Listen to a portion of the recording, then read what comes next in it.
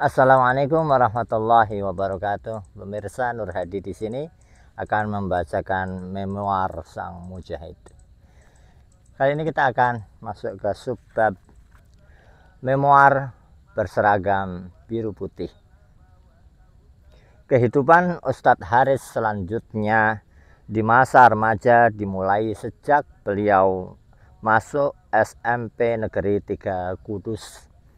Beliau yang sebelumnya tinggal dan bersekolah di Ambarawa, Kabupaten Semarang, di masa SMP pindah ke Kudus karena mengikuti ayah beliau yang berpindah tugas ke kota ini.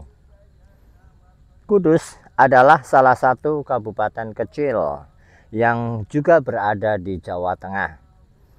Tempatnya ada di wilayah jalur pantai utara atau Pantura. Letaknya sekitar 90 km dari Ambarawa, tempat Ustadz Haris kecil mengenyam pendidikan dasar. Luas Kabupaten Kudus yang hanya 425,2 km persegi juga membuatnya menyandang gelar kabupaten terkecil di Jawa Tengah. Di kota ini Ustadz Haris remaja tinggal bersama saudara beliau, sementara keluarga besar, orang tua dan adik-adik beliau pindah ke Bandung sekitar tahun 1982. Hal ini tidak lain karena sang ayah harus menjalankan tugas dinas di sana. Mengingat kondisi beliau semasa SD, kecerdasan dan kreativitas seorang Ustadz Haris yang telah menginjak remaja ini makin terlihat ketika dia masuk SMP. Beberapa prestasi berhasil beliau raih dan torehkan untuk diri sendiri, sekolah, serta daerah beliau. Mulai dari mata pelajaran bahasa Inggris yang sempat mendapat nilai terbaik di kelas hingga mata pelajaran lain di ilmu eksak seperti matematika dan fisika yang juga tidak kalah cemerlang. Inilah sosok Ustadz Haris waktu di bangku SMP. Meski dalam keadaan keluarga yang menurut banyak orang dapat membuat Ustadz Haris berperilaku buruk, tapi beliau menunjukkan yang sebaliknya. Ustadz Haris remaja justru membuktikan bila mereka yang lahir dari kalangan keluarga broken home bukan berarti pasti memiliki masa depan yang suram. Beliau mematahkan anggapan-anggapan tersebut dengan terus belajar dan berusaha meraih berbagai macam prestasi. Usaha keras untuk belajar ini menunjukkan tekad kuat beliau. Beliau bahkan memiliki cita-cita yang besar, yaitu berkeliling dunia. Mimpi tersebut beliau tulis pada sebuah kertas yang ditempelkan di meja belajar agar selagi beliau belajar, beliau bisa selalu melihat mimpi besarnya itu sebagai asupan motivasi dan dapat memperkuat lagi tekadnya. Ya, beliau selalu bertekad untuk meraih impiannya itu. Beliau selalu bertekad untuk meraih impiannya itu. Ustadz Haris remaja selalu menanamkan semangat dan daya juang dalam diri. Saya harus belajar. Saya harus berprestasi. Begitulah yang sering Ustadz Haris katakan untuk memompa motivasi pada diri beliau.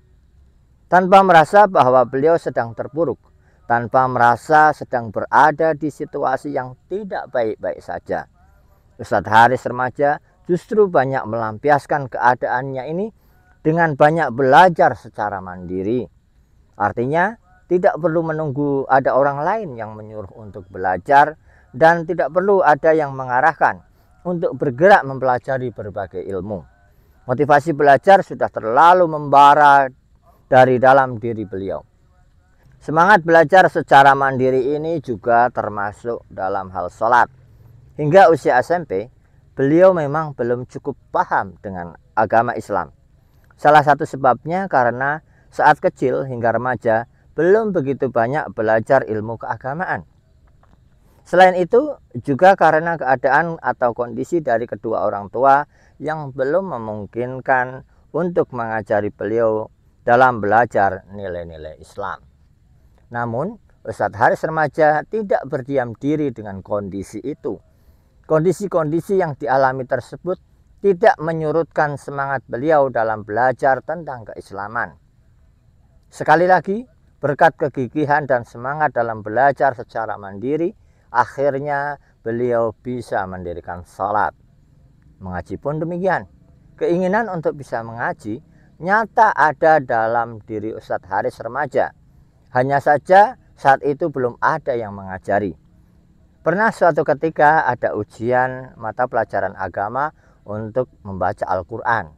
Saat tiba giliran beliau diuji, rupanya beliau belum bisa membaca rangkaian huruf-huruf Arab itu. Sehingga yang dapat dilakukan hanya diam tatkala mushaf Al-Quran dan penguji ada di depan beliau. Ketika ditanya kenapa hanya diam, Ustadz Haris remaja hanya menjawab singkat, "Saya belum bisa membacanya."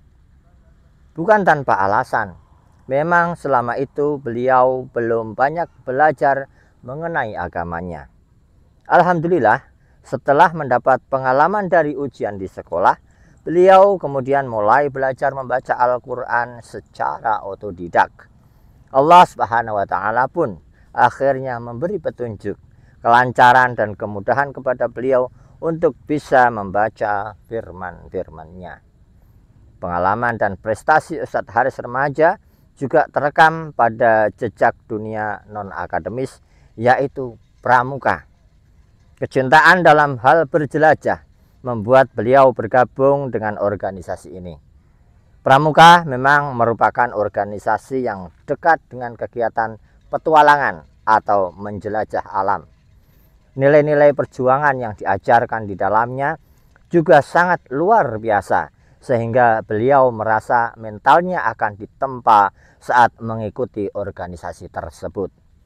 Keaktifan dan kecintaan beliau pada pramuka di SMP mengantarkan beliau, sang pencinta alam, pada prestasi yang sangat membanggakan. Beliau terpilih menjadi salah satu wakil dari Jawa Tengah untuk mengikuti Jambore Nasional di Cibubur pada tahun 1981. Ini adalah prestasi tertinggi yang berhasil diraih Ustadz Haris semasa remaja, tepatnya saat menjadi anggota dalam salah satu gerakan pramuka. Hanya siswa-siswa terpilihlah yang dapat mengikuti kegiatan bertaraf nasional yang begitu bergengsi ini. Bahkan anak-anak seusia beliau kala itu sangat memimpikan menjadi bagian dari Jambore Nasional. Di lain kesempatan, sebetulnya Ustadz Haris remaja mendapat momen lagi untuk mengukir prestasi lebih tinggi setelah Jambore Nasional di Cibubur. Kesempatan itu adalah ikut bergabung di Jambore Pramuka tingkat internasional. Namun qadarullah, Allah Subhanahu wa Ta'ala menguji hambanya yang sangat berprestasi ini dengan sakit demam dan usus buntu menjelang acara tersebut berlangsung. Beliau dinyatakan oleh dokter harus melakukan operasi usus buntu. Kondisi ini akhirnya mengharuskan Ustadz Haris remaja untuk banyak beristirahat setelah operasi yang beliau jalani itu. Ya, begitulah, terpaksa melepas kesempatan untuk tampil di Jambore Pramuka tingkat dunia mewakili negara Indonesia. Kendati demikian, tetap saja 3 tahun beliau lalui dengan baik dan penuh prestasi. Capaian hebat di banyak bidang, baik akademis maupun non-akademis, cukup membuktikan bahwa Ustadz Haris remaja memang berhasil dalam misinya untuk menjadi siswa berprestasi. 3 tahun berlalu dan Ustadz Haris remaja pun lulus dari bangku SMP di kota santri pada tahun 1983. Pemirsa, inilah sebab memoir berseragam biru putih. Nah, tolong komen apa yang Anda simpulkan dari Ustadz Haris remaja ini. Saya tunggu di komennya.